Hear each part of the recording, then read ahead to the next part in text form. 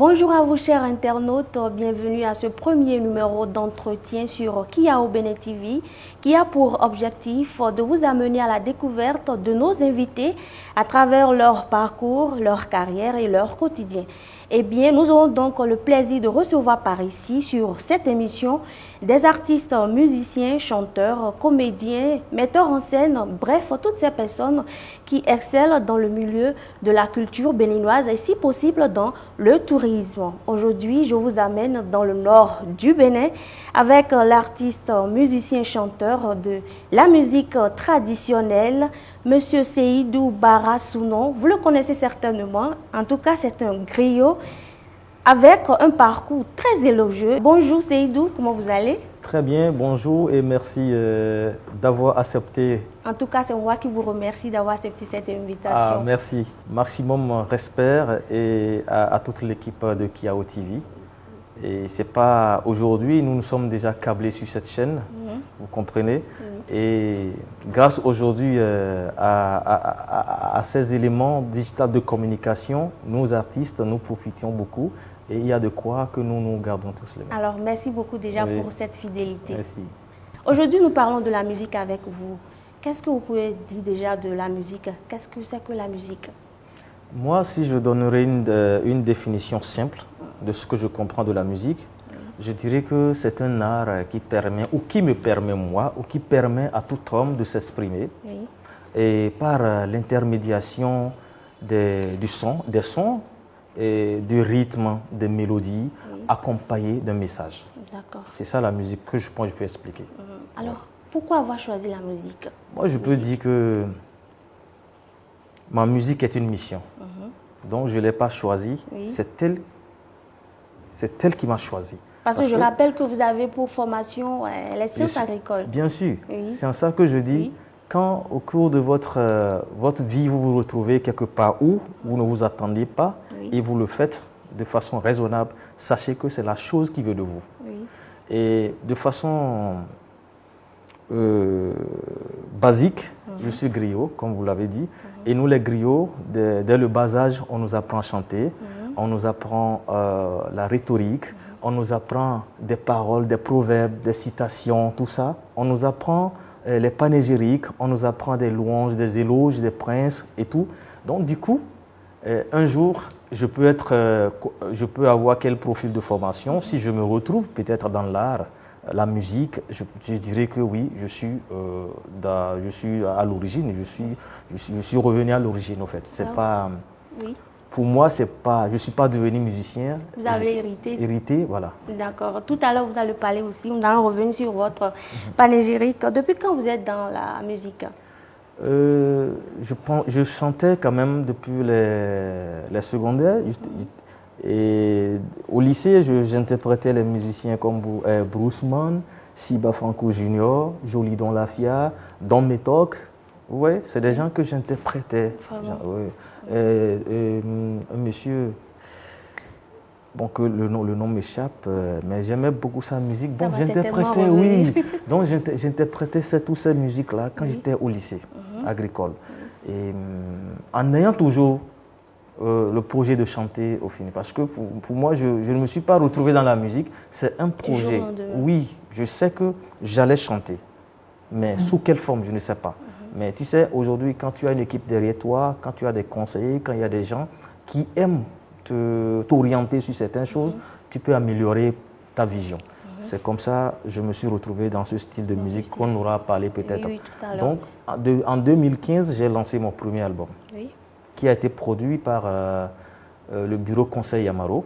Donc mon producteur, c'est Gaston Yamaro, un journaliste de la radio culturelle DEMA à Parakou.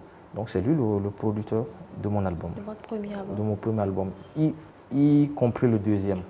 Donc je dirais qu'en 2015, j'ai lancé le premier album. Et comment ça s'est passé? Le public a-t-il apprécié? C'était la première fois qu'un artiste de Parakou, jeune comme moi, et lancer son album à l'Institut français. Parce que les gens, pour eux, c'est qu'à l'Institut français, les gens ne viennent pas, donc les tickets ne seront pas vendus, l'artiste ne sera pas accompagné. Et nous avons fait notre lancement sans la vente à l'américaine. Donc c'est juste faire une exposition de l'œuvre, expliquer le contenu et montrer un autre style de musique aux gens. Donc, dans ce cas, on ne doit pas frustrer les gens à pouvoir venir suivre le lancement de cet album-là. Parce que l'album contenait 12 titres et c'est uniquement une production live et dont le contenu est puisé dans la musique ancestrale. Donc, voilà pourquoi je disais en tant que je suis spécialisé en musique de recherche. Donc, on ne doit pas... C'est aussi quelque chose qu'on peut valoriser à travers... Vous êtes déjà à combien d'albums aujourd'hui? Et j'ai 2 albums locaux. Oui. Le premier album qui est Touba, qui veut dire Confession, qui a 12 titres. Et le deuxième album qui est Gari, qui veut dire Parole de l'humanisme griotique, c'est-à-dire l'homme qui peut servir l'humanité à travers les proverbes, à travers son message. C'est ça le deuxième album. Maintenant, j'ai 2 albums internationaux. Donc, le premier album, c'est Afrofunk. Je dis Afrofunk et Metsiman Orchestra. Ça, c'est un projet de musique thérapeutique inspiré des arts des griots de l'Afrique de l'Ouest qui a été produit par Haribo Productions, une maison de production française, et avec comme partenaire TV5 Monde, France 24. Vous avez même fait plusieurs tournées. Plusieurs tournées. On a fait à l'international, on a fait 6 pays européens, 14 instituts français. En Afrique francophone et voilà, dans les alliances françaises aussi. Et présentement, nous avons encore l'agenda chargé jusqu'à 25 novembre. Donc, du coup, là, c'est un autre voyage. Oui. Et puis voilà, c'est... Avant de revenir à ça, vous êtes un grand griot. Et quelle est déjà la particularité d'un griot? Et je dirais déjà que nous avons plusieurs groupes ou castes de griots. Et parlant des castes de griots, je suis au 3e rang. Voilà, parce que nous avons...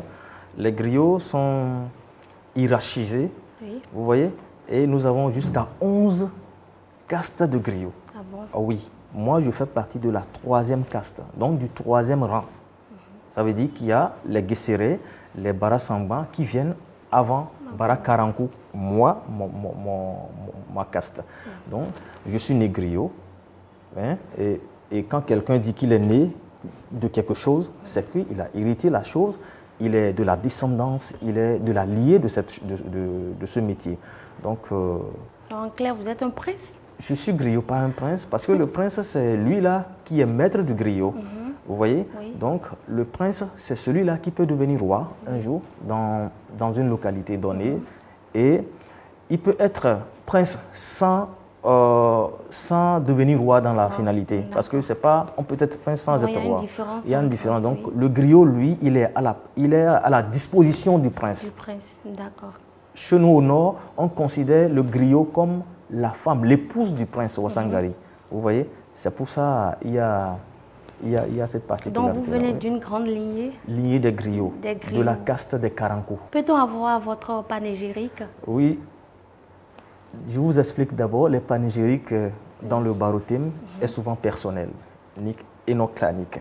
Parce que quand on parle de panégyrique chez nous, il y a d'abord les noms des princes Ouassangari.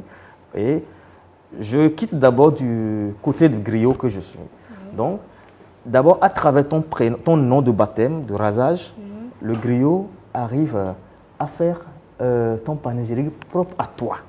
Et après ça, il diversifie ça en allant vers ta liée, ton rang et le clan.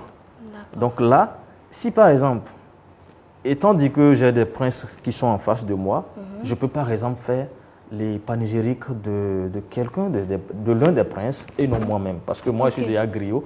En faisant mon panégyrique moi-même, personne ne peut apprécier. Le mieux, c'est de le faire pour quelqu'un.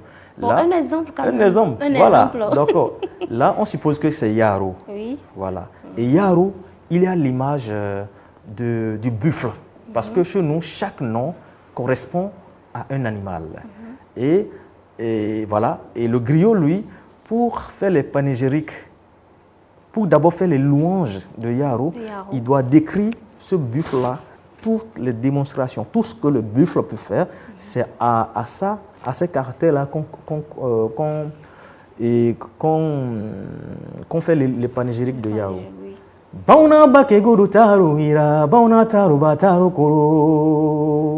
Tu veux que je prenne l'instrument?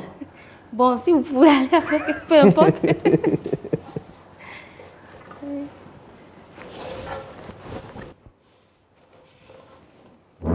Attention, ça ne gêne pas. Oui, allez-y.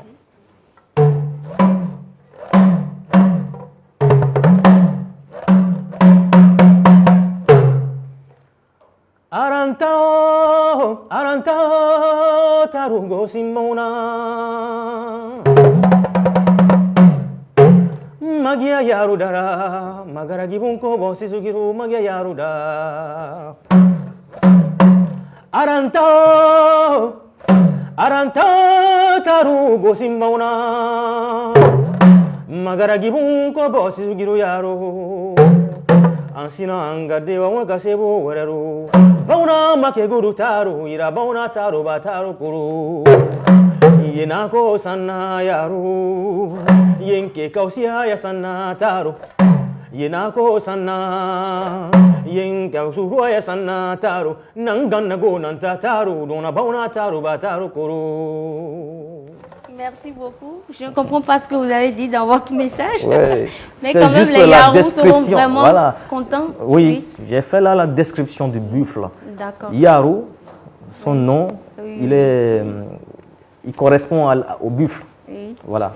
Alors, quelles sont déjà vos sources d'inspiration? Mes sources d'inspiration, c'est... Je peux dire que c'est inné à moi, parce que je disais que nous sommes des griots et on nous apprend ce métier dès le bas âge. Mais moi, j'essaie quand même de faire un travail plus approfondi. C'est quoi? Vu ce qu'on nous a enseigné à la maison, j'essaie quand même d'aller plus en profondeur à travers des recherches, vous voyez, sur d'autres sens pour quand même mieux améliorer et voilà, ma compétence. Et quels sont déjà vos thèmes? Quels sont les messages que vous voulez? Les messages, c'est plus sur les faits sociaux. Oui. Les questions de gestion des conflits, c'est toujours la même chose. La culture, promouvoir la culture, la promotion de l'art des griots, toujours. Donc, c'est autour de tout ça que je passe mes messages. Donc, quand vous écoutez mes chansons demain, tout est purement culturel et on essaie quand même d'exporter à travers cette musique tout ce que nous avons de cher. Oui, j'ai pu comprendre que vous n'êtes pas seulement qu'au niveau national, vous évoluez aussi au niveau international. Alors, comment que ça se passe? C'est ça. Et pour pouvoir faire un travail au niveau international, c'est en un premier temps, bien faire la chose, mais la donner aussi une autre lecture de sa compréhension basique. C'est-à-dire, vous voyez, si quelqu'un dit par exemple le griot, c'est juste un historien. Vous comprenez, c'est un conteur. On ne refuse pas. C'est un généalogiste, c'est vrai. Il est communicateur traditionnel, je suis d'accord. Vous comprenez? Mais comment est-ce que ce griot pourra rendre plus digeste ce qu'il est en train de faire? C'est sur ça que vous travaillez beaucoup plus. C'est sur ça que je travaille beaucoup plus. Et dedans, nous avons un festival. Ce festival des arts griotiques qui fait descendre chaque année les griots de la sous-région, le Mali, le Burkina, le Sénégal, le Niger, à Parakou. Vous voyez? Et là, nous avons un centre de formation appelé CESPAG Barak Baro, qui veut dire Maison des griots, où nous transmettons le savoir à la jeune génération. Donc tout ça, au cours de chaque activité, nous avons des échanges d'ordre professionnel que nous faisons pour quand même rendre plus exportable cet art-là. Parce que là, il y a déjà un brassage interculturel avec les autres. Donc, ça nous permet de savoir comment les autres font leur art et comment est-ce que nous autres, nous pouvons améliorer pour qu'on soit à leur niveau. Sinon, parlant des griots, c'est des Maliens, c'est les mondes mandingues, on voit le Sénégal, tout ça. Donc vous travaillez aussi avec tout ce monde-là. Du coup, aujourd'hui, ces griots internationaux, quand nous sommes sur scène, c'est qu'ils se ressentent aussi comme... Voilà, et puis c'est comme ça évolue. Et avec le groupe musical Médecine Man Orchestra, comment ça s'est passé déjà votre tournée? Oui, en un premier temps, j'étais avec mon groupe de musique Batonou Beat Band à Cotonou. Quand j'ai eu l'information qu'il y a un casting à Africa Sound City. Et puis, c'est comme ça en ligne, j'ai postulé, j'ai été sélectionné. Et c'est là que nous avons fait le casting. 3 mois après, on m'appelle pour dire, OK, voilà. Ça a marché. Voilà les conditions. Est-ce que tu peux? Pour le moment, bon, c'est la production, il n'y a pas de contrat. On va faire 2 ans de travail de production. J'ai dit, aucun souci. Comment vous l'avez pris? Mais moi, j'avais pris ça sportivement et bien parce que quand tu sais faire quelque chose ou quand tu aimes ta chose, tu acceptes consommer aussi ses exigences. Tu vois? Oui. Donc, même si ce travail qu'on devait faire, les travaux de production de cet album, n'avait rien comme contrat, n'avait rien comme revenu, vous voyez, j'étais quand même fier de le commencer parce que c'était ma première expérience de production avec les Occidentaux. Alors, quels sont déjà les pays que vous avez parcouru avec ce groupe musical? Ah ouais. Premièrement, avec le projet Médecine Man Orchestra, on a joué en France. Et bon, là, on a joué en Espagne, en France. On a joué en Allemagne, on a joué en Belgique. Voilà, plusieurs dates. Et en Afrique, on a fait l'Afrique centrale et on s'est retrouvé en N'Djamena, Abuja, et bon, disons près de... Ça fait plusieurs pays. L'Afrique de l'Ouest, on a bouclé avec l'Afrique de l'Ouest. On a fait l'Afrique du Sud, là, on a fait plusieurs pays là-bas. Et bon, c'était au total 14 pays, même avant la fin de l'année 2021. Qu'est-ce qui vous a le plus marqué dans votre carrière musicale? Ce qui m'a plus marqué, c'est le jour au Nigeria, je faisais les louanges et les panégyriques d'un roi du Nigeria et devant un public de 1000 personnes pendant une gani. Et il dit, depuis que je suis venu au monde, je sais que mes parents m'ont toujours parlé des griots. Si je vais voir ton âge, et tu as l'âge de mon enfant, mais ce que tu me dis dépasse ton âge.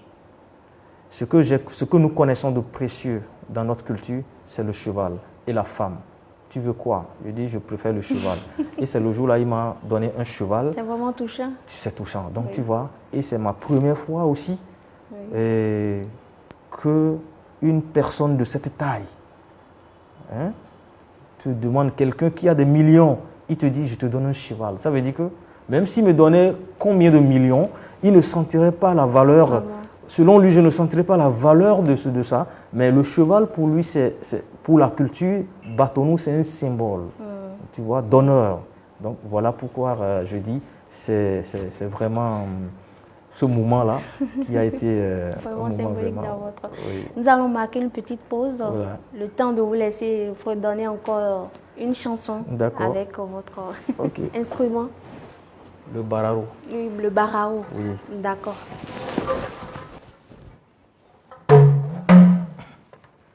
L'expérience et la connaissance forment la conscience Africa.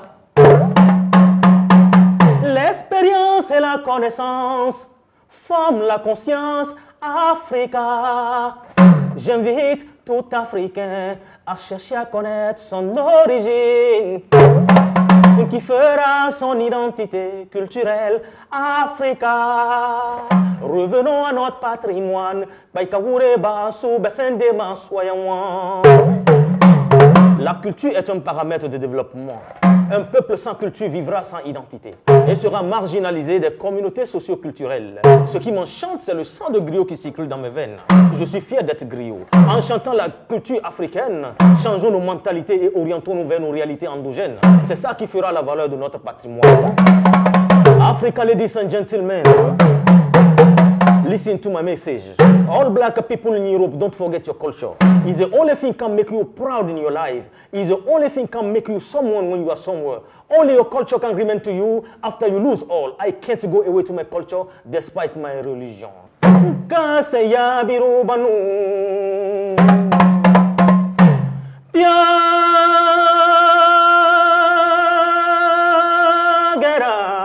Baura kuno Sekuru sananga burambu Tabudu biagera biru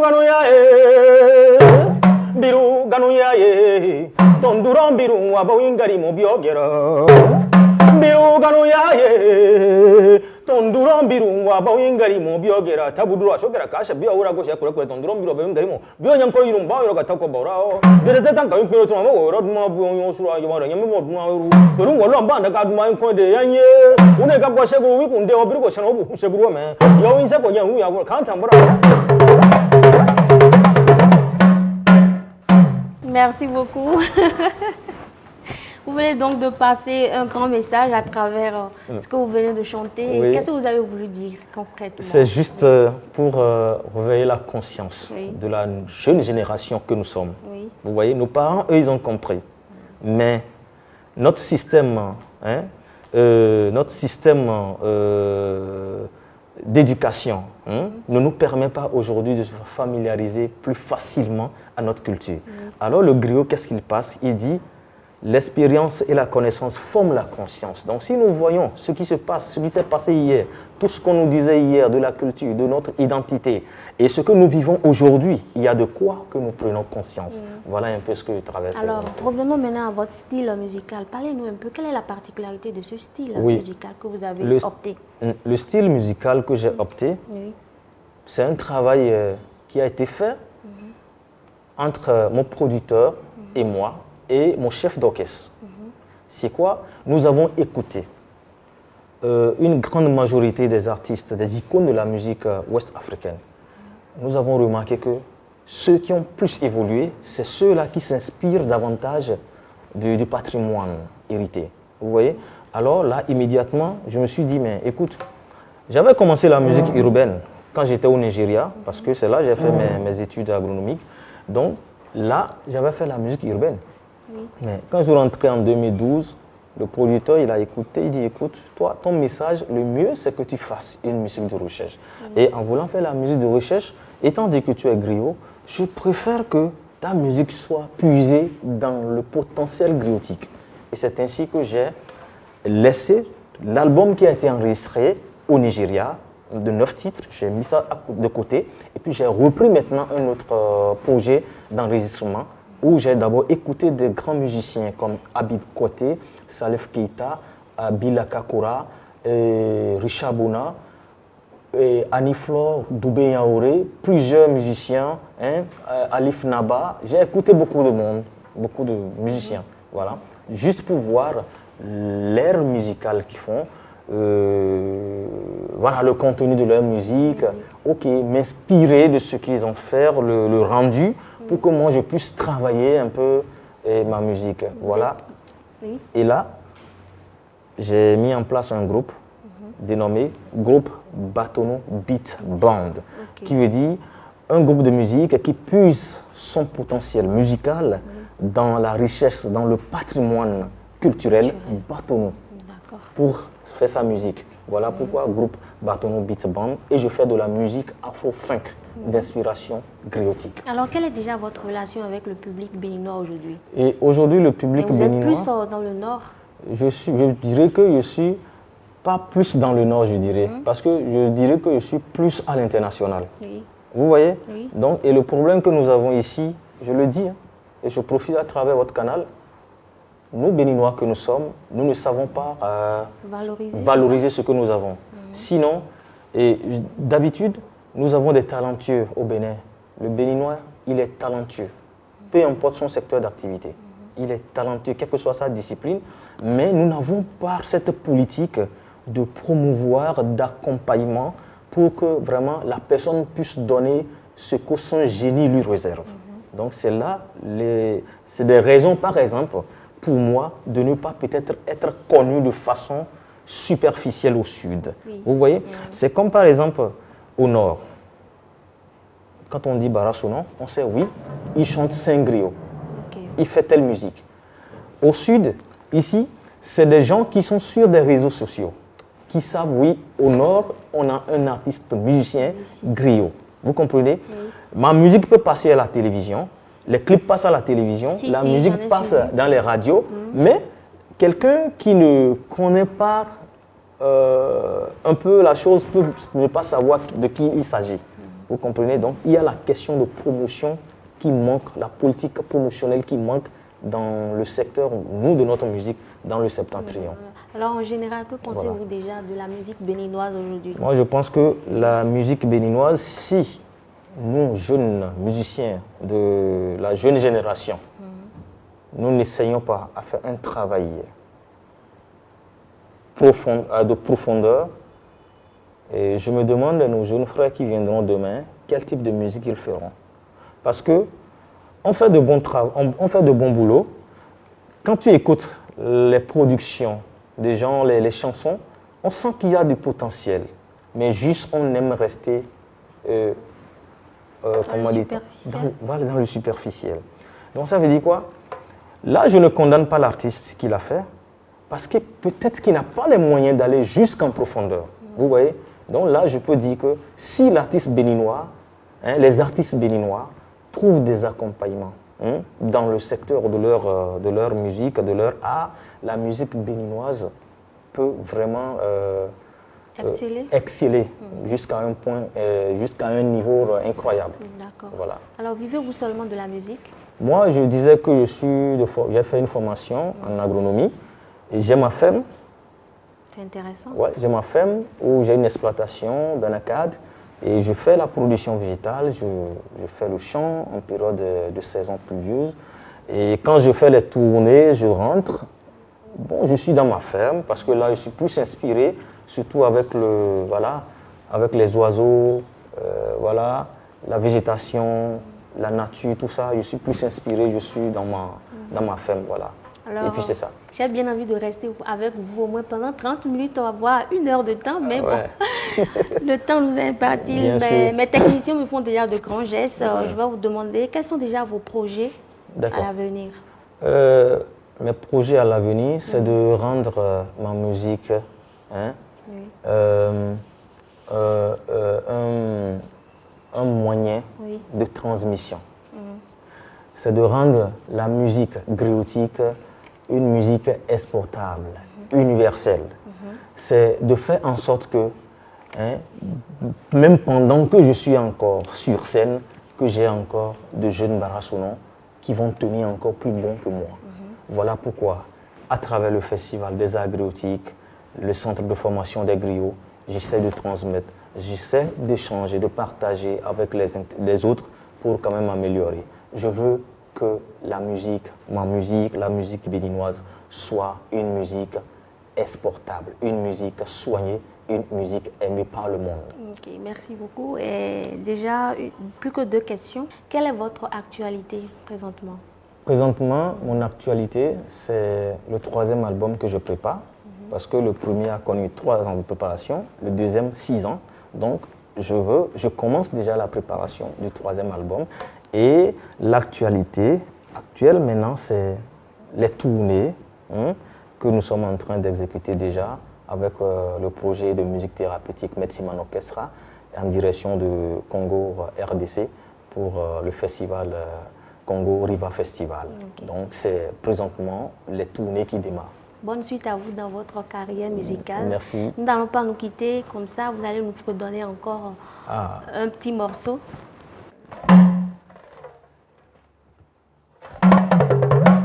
Garisa wasabunu ni bakura nyire, garisa wasabunu. Garisa wasabunu ni bakura sobiye, garisa wasabunu. Garisa wasabunu ni nukunondim, garisa wasabunu. Garisa wasabunu ni nubosoginu, garisa wasabunu. Merci beaucoup. Votre mot de fin? Je remercie toute l'équipe de Kiao TV et nos auditeurs, ceux-là qui nous suivent à travers la plateforme, à travers cette chaîne. Et je leur dis big up et je dis merci à tous les artistes qui pourront passer ici, faire la même chose comme moi.